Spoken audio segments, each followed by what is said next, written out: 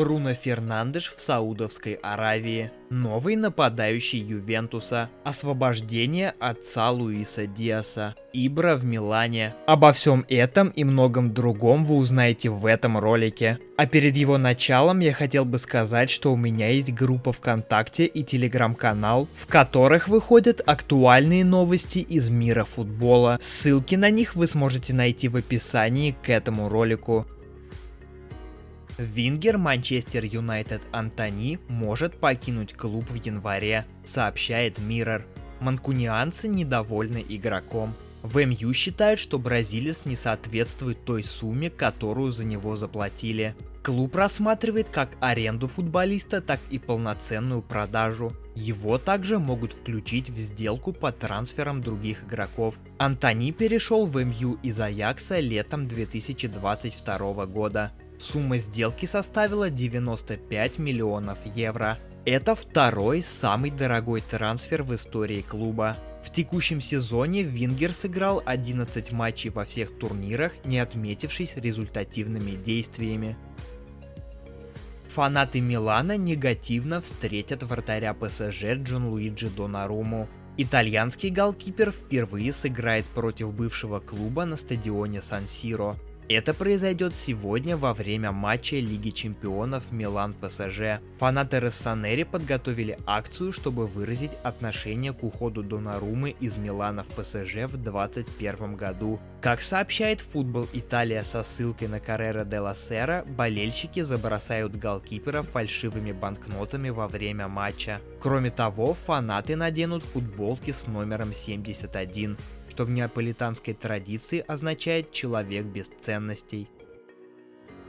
По информации журналиста Руди Галетти, полузащитник Манчестер Юнайтед Бруно Фернандеш может стать следующей звездой, которая переберется в Саудовскую профессиональную лигу. Государственный инвестиционный фонд Саудовской Аравии, который управляет контрольными пакетами акций 4 крупнейших клубов страны, изучает возможность сделки по капитану Юнайтед в конце сезона. Представители фонда надеются начать переговоры с представителями игрока сборной Португалии о возможности будущего трансфера.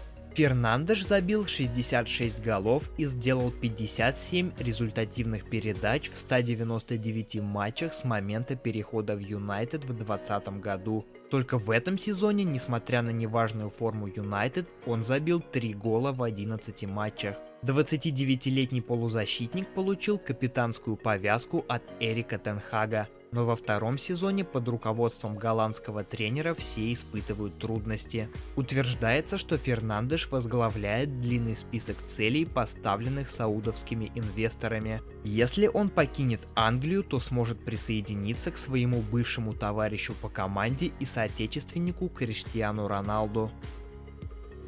Златан Ибрагимович некоторое время назад завершил карьеру игрока. Свой последний поединок он провел в футболке Милана, за который сыграл 163 матча, забив 93 гола и сделав 35 ассистов. Показатели лучше у шведа были только в ПСЖ. Однако 42-летний экс-форвард, вероятно, еще не завершил карьеру и полностью не отдалился от любимого клуба. Перед матчем Милана с Ньюкаслом в Лиге Чемпионов пятикратный обладатель Скудетто появился на тренировке Россонери и произнес мотивационную речь. В итальянских СМИ появилось много разговоров о возможном возвращении Ибрагимовича на Сан-Сиро. Конечно, сотрудничество будет совершенно иным. Оно предполагает неопределенную роль с тесным контактом с командой.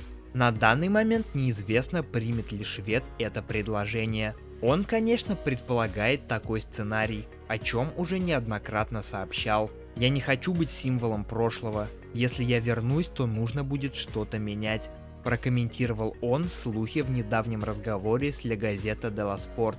Информацию прокомментировал и главный тренер Милана Стефано Пиоли. «В Милане я работаю со многими людьми. Часто общаюсь с Джеффри Манкадой и Джорджо Фурлани, и структура клуба организована так, чтобы нас поддерживать.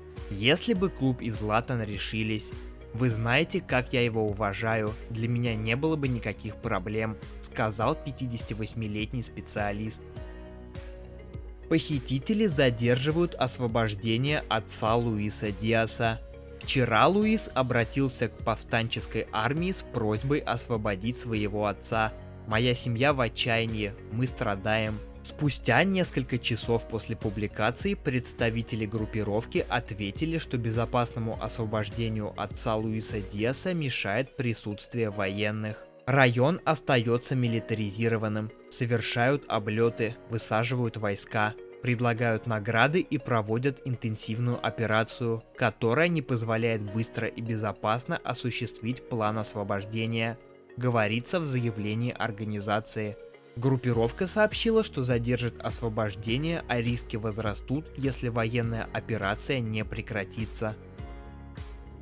Маркус Решфорд возмущен распространением слухов о своем положении в МЮ. Нападающий Манчестер Юнайтед оставил комментарий под твитом The United Stand, где эпизод подкаста анонсирован фразой «Будущее Решфорда под сомнением». «Пожалуйста, перестаньте распространять вредные слухи», — написал Решфорд. Маркус пропустил матч с Фулхэмом в эту субботу. Ранее, после разгромного поражения от Сити, Решфорд посетил вечеринку в ночном клубе, после чего принес извинения главному тренеру МЮ Эрику Тен Хагу. Однако отсутствие Решфорда в заявке на матч с Фулхэмом обусловлено полученным на тренировке повреждением. Ювентус собирается приобрести нападающего Сассуоло Доминика Берарди в январе, сообщает Коррера делла Спорт. 29-летний футболист провел в составе Сассуоло 12 лет, но чувствует, что сейчас самое время попытать счастье в одном из крупнейших клубов серии А. Бинканери пытались подписать Берарди минувшим летом, но теперь уверены, что могут убедить его работодателей позволить ему уйти в аренду с обязательством выкупа. Сассуоло оценивает трансфер своего капитана в 30 миллионов евро. Карло Анчелотти может не возглавить сборную Бразилии. Ранее сообщалось, что 64-летний специалист должен стать главным тренером бразильской сборной по окончании срока контракта с Реалом летом 2024 года. Официально эта информация не была подтверждена. Анчелотти ничего не согласовал с Бразилией. Если Реал предложит ему продлить контракт, он подпишет его с закрытыми глазами, рассказал журналист Эду Агири в эфире Эль Чирингито. Сегодня ночью состоялся матч 11-го тура АПЛ Тоттенхэм и Челси. Челси одержал разгромную победу со счетом 4-1. В самом начале первого тайма на 6-й минуте Дэян Кулушевский открыл счет в матче, выведя Тоттенхэм вперед. На 21-й минуте Рахим Стерлинг смог сравнять счет, но после просмотра видеоповтора гол был отменен. На 28-й минуте отличился Мойсес Кайседо, но и его мяч был также отменен. На 35-й минуте в ворота Шпор был назначен пенальти после фола Кристиана Ромеро. Ромеро получил красную карточку, а Кол Палмер уверенно реализовал удар, сравняв счет. В начале второго тайма на 55-й минуте игрок Тоттенхэма Дестини Удоджи получил вторую желтую карточку и покинул поле. На 75-й минуте Николас Джексон вывел Челси вперед. В самой концовке встречи на 95-й минуте Джексон забил свой второй гол. А на 98-й минуте все тот же Николас оформил хэт-трик, установив окончательный счет матча 4-1. После данного матча Тоттенхэм занимает второе место в турнирной таблице АПЛ, набрав 26 очков в 11 матчах. Челси же поднялся на 10-ю строчку, имея в своем активе 15 очков в 11 встречах.